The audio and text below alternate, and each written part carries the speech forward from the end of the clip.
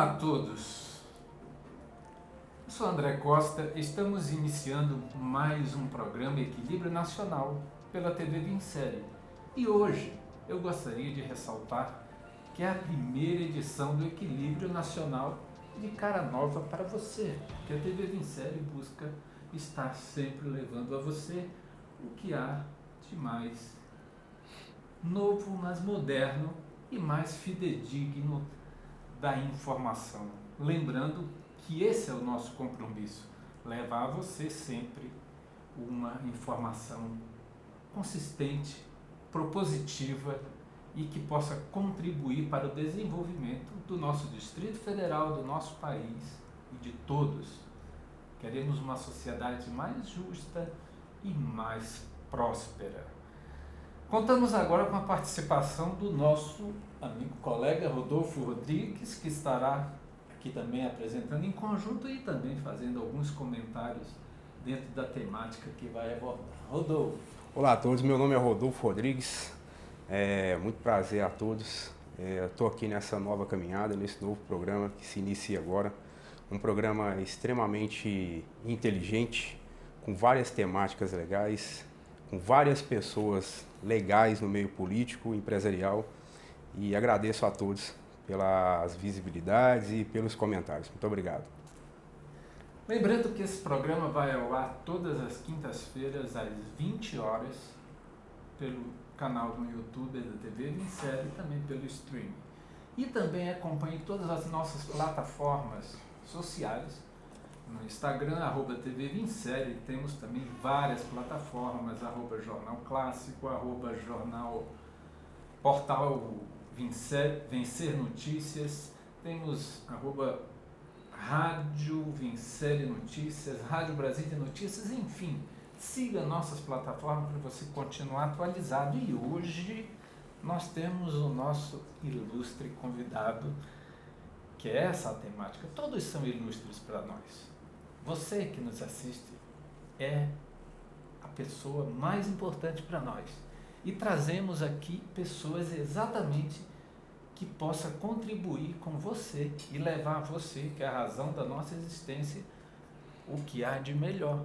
E pessoas extraordinárias, pessoas que fazem a diferença no nosso Distrito Federal. Estamos com o nosso deputado distrital, Thiago Manzoni. É uma grande satisfação tê-lo aqui.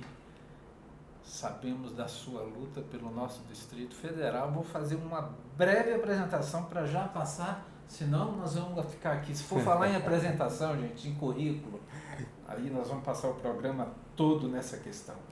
Mas a plataforma do nosso deputado, que aqui está, eu diria que valores familiar, geração de emprego e fiscalização do executivo são temáticas, né, deputado, que o senhor sempre defendeu. Perfeito. Ao longo da sua jornada até chegar à Câmara. É isso mesmo, André. Eu agradeço pelo convite. Estou feliz de estar aqui com vocês na TV Vincere. É uma alegria muito grande estar aqui contigo, com o Rodolfo Rodrigues, que tem o nome de um ex-goleiro famoso. É verdade. Né, Rodolfo Rodrigues. E com o nosso espectador que está aí nas redes sociais, no YouTube. É uma alegria muito grande estar aqui. Eu gostaria só de fazer uma ponderação. Eu serei entrevistado na qualidade de deputado distrital. Isso. É importante fazer isso porque esta entrevista aqui é uma extensão do meu mandato. Então eu estou aqui na qualidade de parlamentar. Faço essa ressalva só porque eventualmente uma ou outra frase a gente fala, e é sempre bom dizer que a gente está aqui na qualidade parlamentar sob o manto da imunidade parlamentar. Sim, com certeza. O deputado tem toda a liberdade e olha, o deputado preside a CCJ. É isso, o deputado é uma das comissões, se não a mais... Eu fui agraciado, é uma comissão muito importante realmente, eu fui agraciado pelos meus pares com a presidência da Comissão de Constituição e Justiça, onde a gente avalia a constitucionalidade, a legalidade, a juridicidade e questões atinentes ao regimento interno da Câmara para saber se as proposições legislativas são admissíveis ou não. Então, na CCJ, a gente não analisa mérito de proposição nenhuma, a gente analisa só critérios formais para ver se a proposição está adequada sob o ponto de vista da constitucionalidade, legalidade, juridicidade, regimentalidade. Estando tudo ok, faz-se o debate de mérito. Então, ela é efetivamente uma das comissões mais importantes, porque toda proposta legislativa da CLDF passa necessariamente pela CCJ, exceto aquelas de cunho orçamentário, que aí ela passa obrigatoriamente pela COF, que é a Comissão de Orçamento e Finanças, que também é uma comissão que faz a admissibilidade de projetos sem adentrar no mérito da questão. Excelente, Rodolfo. Então, deputado, eu acho isso interessante porque de toda a sua desenvoltura política, eu acho que está descrito lá um processo bem interessante, que é a fiscalização mais acirrada, uma fiscalização mais eminente do que as outras, né? E eu acho que esse cargo veio assim a cair com muito bons olhos, que realmente é um processo muito complicado. O GDF acho que é uma das áreas mais extraordinárias, assim, mais complicadas de todas. Geralmente é esse que você ocupa hoje, que eu acho que tem uma gama muito grande a fiscalizar. Podemos dizer que é uma responsabilidade muito grande, né? É uma responsabilidade muito grande que eu divido com todos os meus pares, né? Talvez a função principal de todo parlamentar, de todo ocupante de um cargo no legislativo, seja fiscalizar o executivo. O legislativo, quando nasceu, ele nasceu para isso, né? Então ele diminuía o poder do executivo e tinha a missão de fiscalizar os atos do executivo. Aqui no Distrito Federal, como em quase todas as outras unidades da nossa federação, a gente tem muita dificuldade, o nosso governo tem muita dificuldade. O Estado normalmente ele é muito inchado e ineficiente. De maneira geral, o Estado funciona ou não funciona dessa maneira por causa do seu inchaço. É muita burocracia, são muitos cargos que não servem para absolutamente nada, é uma máquina muito inchada, muito pesada. E a nossa missão como como fiscalizador do Poder Executivo, na verdade, encontrar os gargalos que a gente consegue para fechá-los, para que o serviço público entregue à população do Distrito Federal seja melhor do que tem sido. Então, nós não temos um orçamento pequeno, nós temos um orçamento muito significativo, que ultrapassa 50 bilhões por ano aqui no Distrito Federal, e a qualidade dos serviços que a população recebe está aquém daquilo que é esperado pela população. Durante a campanha eu dizia, André, que o primeiro pleito que eu acompanhei de perto foi em 1998, e os candidatos eram o Roriz e o Cristóvão. Essa foi uma eleição que foi vencida de maneira muito apertada pelo Roriz. Mas naquela época eu tinha 14 anos, e os dois candidatos prometiam resolver os problemas da saúde, da educação e da segurança pública, basicamente. São os mesmos problemas que nós enfrentamos hoje. São basicamente os mesmos problemas, o que quer dizer que de 1998 para cá, o nosso Estado não conseguiu apresentar soluções que atendam a população. Então, além de fiscalizar para encontrar o que há de errado nessa máquina, que faz com que ela funcione tão mal, é importante também que nós tenhamos vozes para dizer que o Estado não é a solução para tudo. E isso a gente tem que tirar do imaginário da população, que pensar o Estado resolve, o governo resolve. O governo não consegue resolver, mesmo que ele queira muito, e mesmo que ele tivesse as ferramentas todas para resolver, ele não conseguiria. Talvez a solução esteja mais na iniciativa privada do que no governo.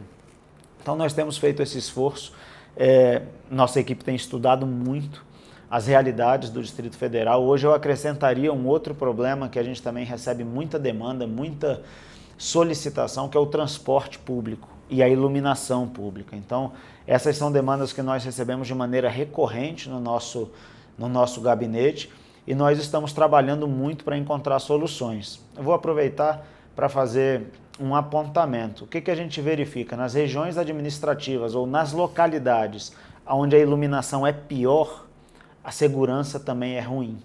Então, a sensação de insegurança causada pela iluminação ruim, a pessoa se sente muito mais vulnerável, e é natural que isso aconteça.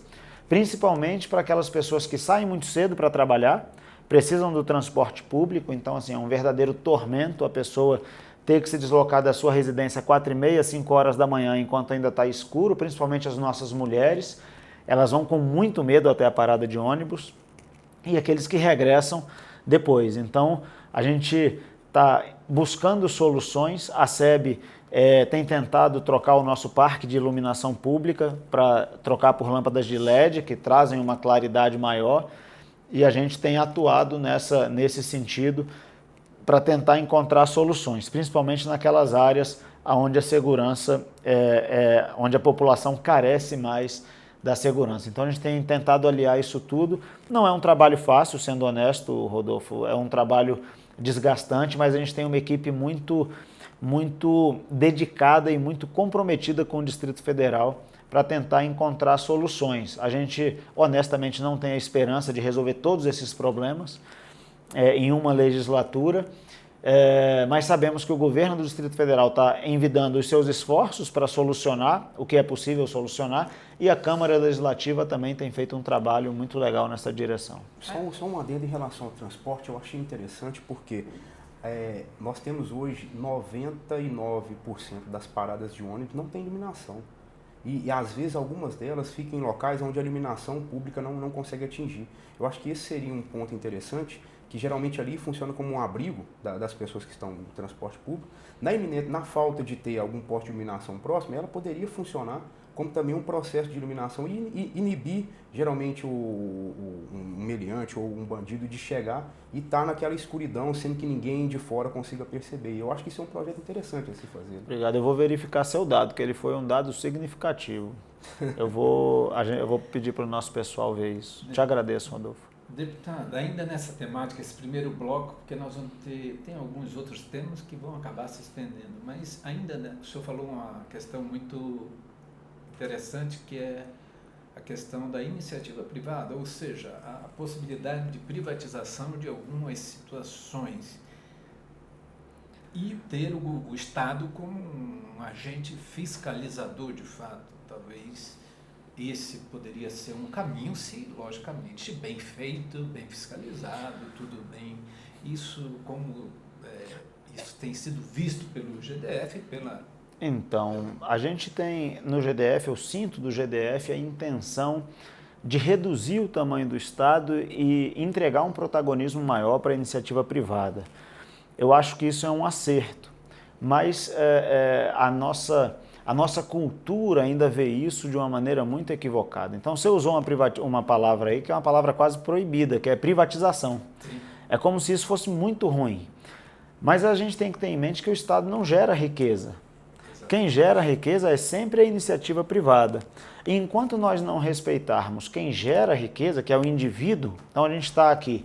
Aqui tem riqueza adoidada. Então a gente tem a iluminação, a gente tem câmera, a gente tem o computador, a gente tem microfone, a gente tem a televisão, a gente tem a poltrona onde a gente está sentado. Isso aqui tudo é produzido pela iniciativa privada e isso faz a economia girar. Aqui eu tenho certeza absoluta que tem centenas ou talvez milhares de empregos existentes porque esse estúdio aqui existe.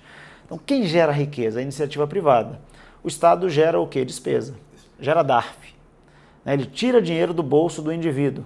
Cada vez que ele retira dinheiro do bolso do indivíduo, ele diminui a capacidade de investimento. Diminuindo a capacidade de investimento do indivíduo, da iniciativa privada, ele está diminuindo os empregos existentes na sociedade. Diminuindo os empregos, ele está tirando dignidade da população. Então, a gente tem que inverter essa lógica e entender que quanto menor for o Estado, melhor é para a população. A gente encontra as soluções, as alternativas que a gente precisa na vida. Então, se as pessoas veem de maneira pejorativa a expressão Estado mínimo, mas eu acredito que um Estado mínimo e forte naquilo que ele nasceu para fazer é suficiente para que a população possa viver e viver com maior qualidade de vida do que se vive hoje. Então, eu acredito muito na iniciativa privada, acredito muito que o que o Estado tem que prover é segurança para as pessoas, é garantir a liberdade, a propriedade privada e a vida, e no restante, nós mesmos, pela nossa própria iniciativa, logramos obter aquilo que desejamos obter e crescer na vida. Esse é um trabalho de conscientização junto a todos nós, né? Que temos que compreender, entender bem esse processo e que o processo para a privatização de fato é muito forte. Mas, como o senhor falou, um Estado mais enxuto, mais leve, ele é muito leve, pesado. ele é muito mais eficiente. Não eficaz. tenho dúvida. Então, E privatizar é bom, as pessoas têm que acabar com essa história de que privatização é um negócio grave. Pô, privatizar é bom. Agora, privatizar do jeito certo, abrindo para concorrência, sim, várias empresas competindo entre si, e não trocar um monopólio estatal por um monopólio privado, aí não adianta. Não. E nós vimos, até nosso primeiro bloco está passando um pouquinho do tempo, mas essa temática, lembrando... Eu falo pra caramba, né? Não é isso, é que o tema... O tema é interessante. Lembra as estradas, que nós não tínhamos estradas trafegáveis, né? Enquanto estava na mão do Estado. Criou-se um modelo de concessão funcional. Hoje, A Telebrás, a gente até hoje não ia poder segurar um desses na mão se a gente tivesse com a Telebrás. Então, nós temos que ter essa consciência e fazer a coisa certa. Nós vamos rapidamente chamar um intervalo comercial. O programa Equilíbrio Nacional volta já com o deputado Tiago Manzoni, que é essa conversa maravilhosa. Olá a todos, eu sou André Costa, sou presidente do Grupo Vincere, mas hoje eu queria falar com você, pequeno, médio, grande empresário, profissional liberal, sobre a área de comunicação, a TV Vincere, e também queria falar com vocês sobre todas as nossas plataformas eletrônicas digitais, o Jornal Clássico Brasília, a Rádio Brasília Notícias, a Rádio Vincere, a TV Clássico, o Jornal Carta e os 2 podcasts que estão estourados no mercado, que é o Podcast Vincere e o Fica Rico Podcast. O seu espaço está reservado aqui. Na hora que você anunciar a sua venda e o seu negócio mudará de patamar. Venha conosco para o sucesso. O programa Equilíbrio Nacional volta do intervalo comercial. Estamos indo para o último bloco. Vocês não fiquem tristes, porque o deputado vem outras vezes aqui. Eu já estou comprometendo o deputado. Eu venho. Para a gente tratar de outros temas, porque agora nós vamos tratar de uma temática que né, Rodolfo, bastante, deputado, é a temática do momento, é uma temática que reflete diretamente no futuro do nosso Distrito Federal, que é a questão do Fundo Constitucional. E é uma coisa que poucas pessoas se atentam, o cidadão em si não se atenta. O que significa isso, como foi, por que o Distrito Federal tem... Então, podemos fazer uma preliminar básica, talvez, para então, o fundo... da instituição, quando foi instituído. Ótimo. Para esse debate de hoje que está essa questão. O Fundo Constitucional ele foi instituído pela Constituição de 88, tornou-se efetivo a partir de 2002. Então, o que acontece? A partir de 2002, o Distrito Federal recebe uma quantia da União Federal para a finalidade de pagar as despesas de sua segurança pública. Ele vem para isso. Inicialmente veio para isso. Com o passar dos anos, as despesas da segurança pública, de segurança pública foram acrescidas despesas de educação e saúde. Então, parte da nossa educação e parte da nossa saúde também é financiada com o Fundo Constitucional. O que está acontecendo hoje? Com o novo arcabouço fiscal, que muitos chamam de calabouço fiscal, porque é um cheque em branco para o governo gastar. Antes a gente tinha um teto de gastos, agora a gente tem um piso de gastos. Esse piso de gastos independe do resultado do governo, então não interessa se você conseguiu dinheiro ou não, você pode torrar à vontade. Deputado, eu vou fazer uma prova. Qual a diferença de orçamento secreto para arcabouço fiscal? Então, o orçamento secreto foi chamado de orçamento secreto. Sim. Aquelas emendas chamadas de emendas do relator, né? Então, é dinheiro que o parlamentar recebe para destinar para onde ele quiser. Isso aí era o orçamento secreto. Ele agora mudou de nome, agora ele é tratado da maneira correta. Ele é emenda do relator. Na época do Bolsonaro, era orçamento secreto, agora é a emenda do relator. Isso aí é o que o presidente usou, 1,1 bilhão de reais, então 1 bilhão e 100 milhões de reais foi distribuído aos deputados para que o arcabouço fosse aprovado.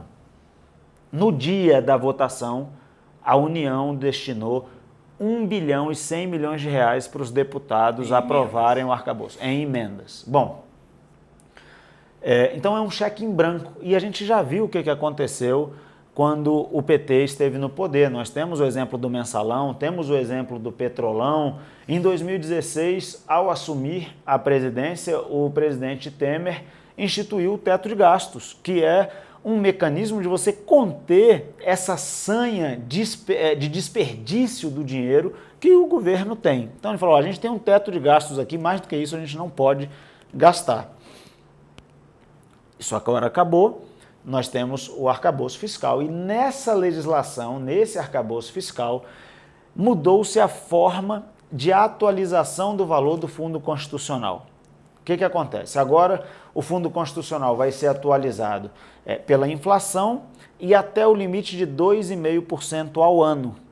O que significa, nos próximos 10 anos, uma quantia próxima de 90 bilhões de reais a menos do que o que a gente receberia, segundo os cálculos da Secretaria de Planejamento. Distrito Federal, gente.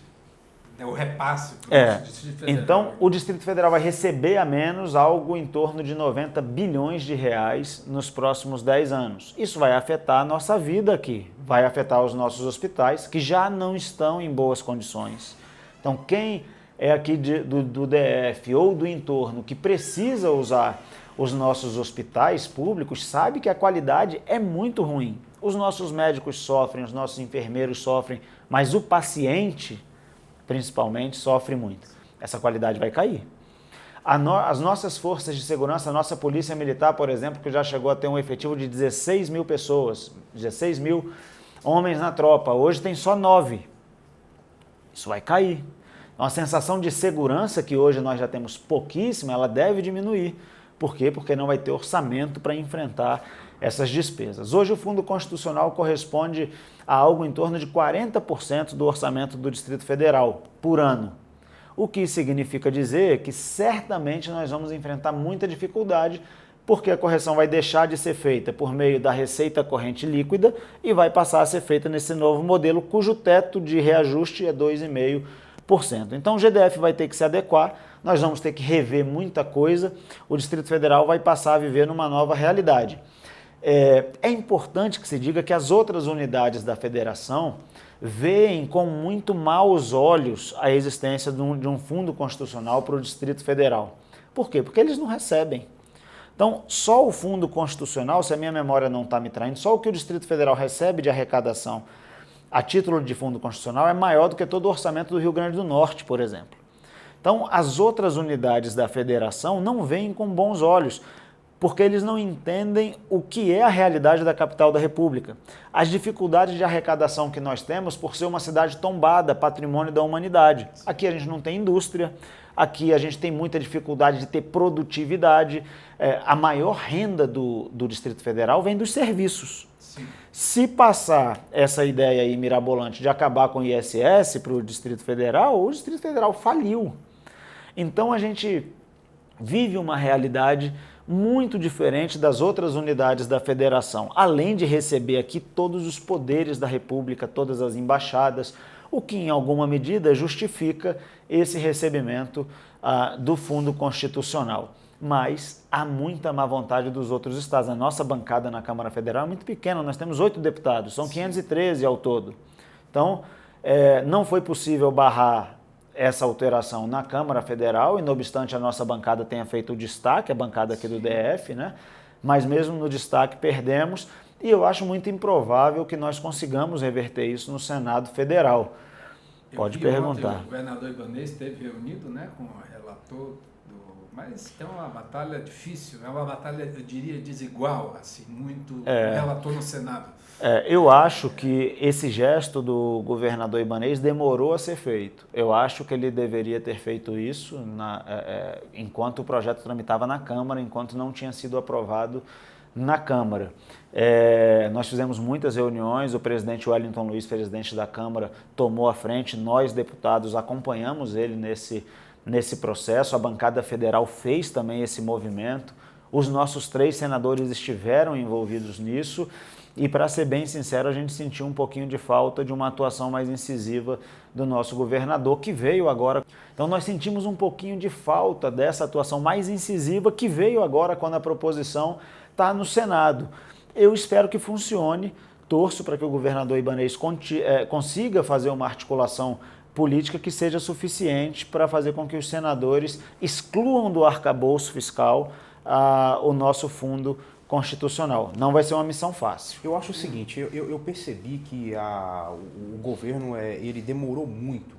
Eu acho que isso, quando foi falado dessa troca, eu acho que o governo já deveria ter entrado aí, naquela questão, olha, não podemos por isso e aquilo fazer um movimento muito maior, ou então pedir primeiro uma reestruturação do DF em questões industriais. Olha, queremos tantas empresas aqui para formar uma renda secundária, já que essa vai ser tirada futuramente. Eu acho que, tipo assim, vamos precisar de mais tempo, durante 4 anos, 5 anos, reestruturar um processo, porque há muitas empresas do exterior que têm interesse em vir para o Brasil, poderiam vir para o Distrito Federal, que aqui tem muita gente, a mão de obra aqui é muito grande. Então as pessoas que vieram de mão de obra para construir Brasília, a maioria nunca voltaram para seus locais de origem e criaram Brasília, que hoje é essa imensidão de mais de 3,3 milhões de habitantes.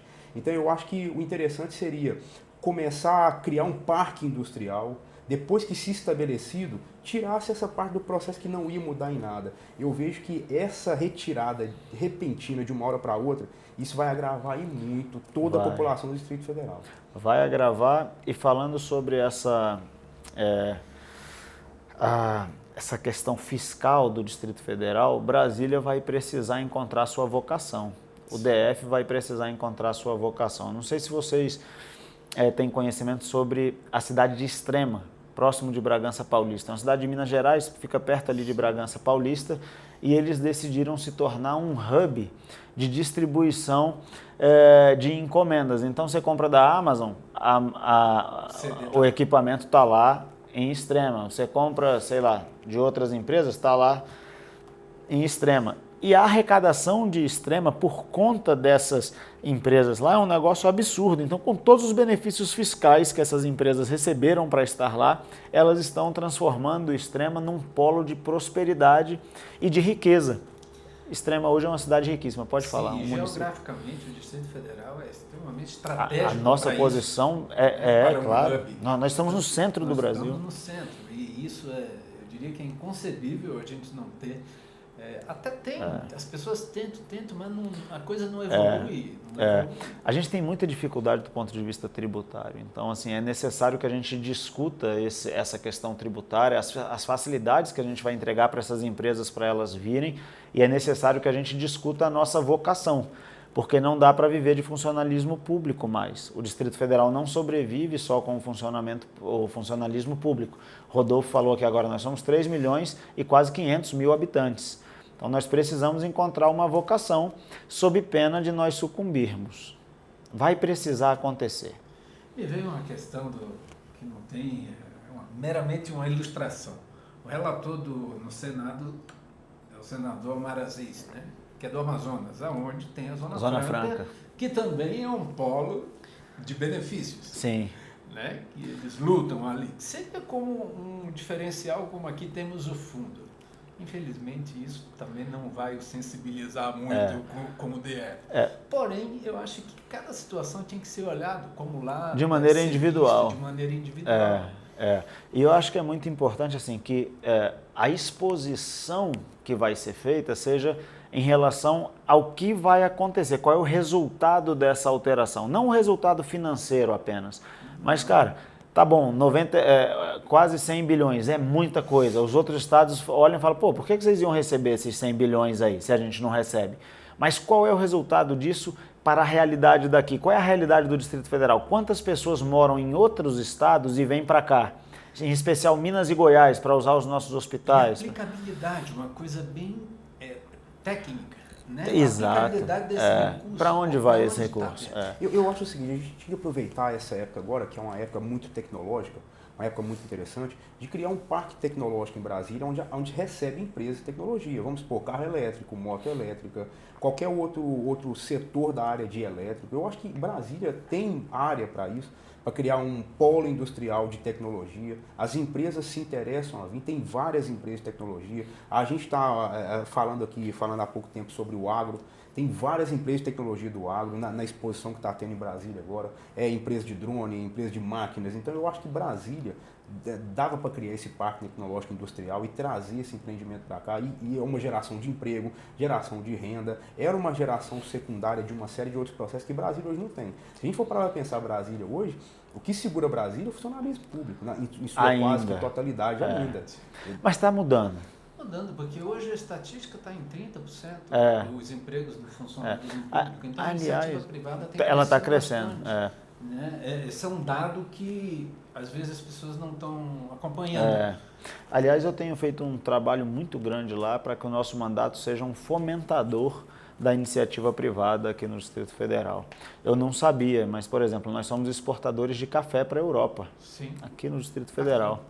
Então, estou tentando auxiliar, inclusive com emendas parlamentares, essa galera que produz, que entrega a rota da fruticultura, o nosso agro, o nosso café, isso tudo a gente tem tentado ajudar, porque às vezes basta o Estado sair da frente. Se a gente conseguir tirar o Estado e ainda dar uma ajuda, essas pessoas nunca mais vão precisar, vão embora. E a receita aqui é emprego aqui, é riqueza aqui, é imposto aqui, né? Aliás, reduzir a carga tributária no Brasil é algo urgente. Aí não é só no Distrito Federal, no Brasil. É muito difícil a gente crescer com uma carga tributária tão pesada e principalmente sobre o consumo. É muito difícil. Então, é uma lógica desleal em que quem recebe até 3 salários mínimos é quem paga mais imposto no Brasil. Paga mais de 50% da renda de quem recebe até 3 salários mínimos vira imposto. E é um imposto disfarçado, diluído, que a pessoa nem percebe, porque não é imposto de renda retido na fonte. Não, é no consumo, é no arroz, é no feijão, é na cerveja, para quem pode tomar cerveja, é na picanha, para quem pode comprar uma picanha. É raro, mas tem gente que consegue ainda.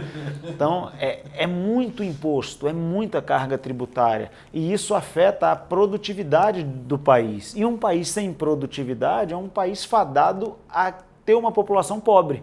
Por isso é que o Brasil é um país rico com uma população pobre. E aí nós precisamos reverter isso e o nosso mandato está trabalhando para que aqui no DF a gente consiga avançar nesse sentido. Gente, o nosso tempo voa, viu? Já estamos encerrando. Eu queria... Rodolfo, tem alguma colocação? Depois eu vou passar as considerações finais para o deputado. Não, eu queria só agradecer ao deputado em relação a essa entrevista, foi fantástica. Eu acho que a gente ampliou uma série de coisas para quem está nos assistindo. E eu queria só te agradecer pela presteza desse encontro. E a gente vai ter que voltar aqui e falar mais uma série de outras coisas que eu acho que... volto quando vocês quiserem, é só me chamar que eu venho. Vai ser bem legal. Deputado, nós agradecemos, de fato, reiterando o seu tempo. E eu queria lhe deixar, pode ser nessa câmera aqui, deixe a sua mensagem, a sua expectativa, tanto na legislatura quanto no nosso Distrito Federal, porque nós, como moradores aqui do Distrito Federal, estamos preocupados. Aquele que está tendo noção do que está acontecendo está preocupado. Então, fique à vontade nas suas considerações e a palavra é sua. Obrigado, André. Obrigado, Rodolfo. Para mim é uma alegria estar aqui. Obrigado a você que assiste a TV Vincere.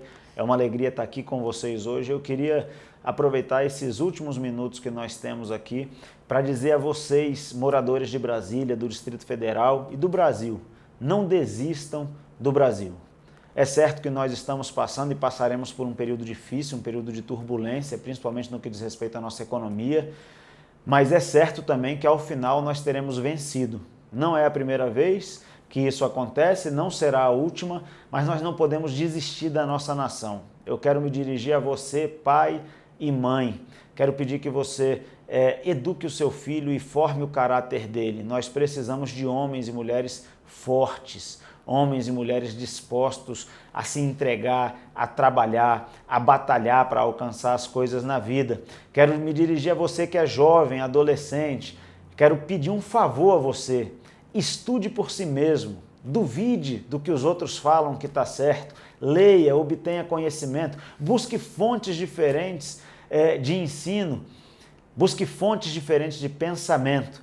Não vamos desistir do nosso Brasil. O recado final que eu tenho para você é que Brasília vai dar certo, o Distrito Federal vai dar certo, o Brasil vai dar certo. Vamos continuar juntos, vamos continuar amando a nossa nação, amando a nossa pátria, as cores da nossa bandeira. Vamos em frente que no final nós teremos vencido. Um abraço, obrigado André, obrigado Rodolfo. O programa Equilíbrio Nacional de hoje conversou com o deputado Thiago Manzoni, um aguerrido pelo nosso Distrito Federal e que tem destinado seu tempo, seu empenho, sua força em prol do desenvolvimento do nosso Distrito Federal. Esse é o nosso compromisso com você, levar as informações, trazer aqui ao programa pessoas que realmente se preocupam com você. A nossa preocupação, a preocupação de todos é com você, com cada um de nós, é com a sociedade como um todo. O programa Equilíbrio Nacional de hoje termina e aguarda você no próximo programa. E não deixe de seguir o nosso canal, aperta o like, aperta o sininho, compartilhe. Muito obrigado.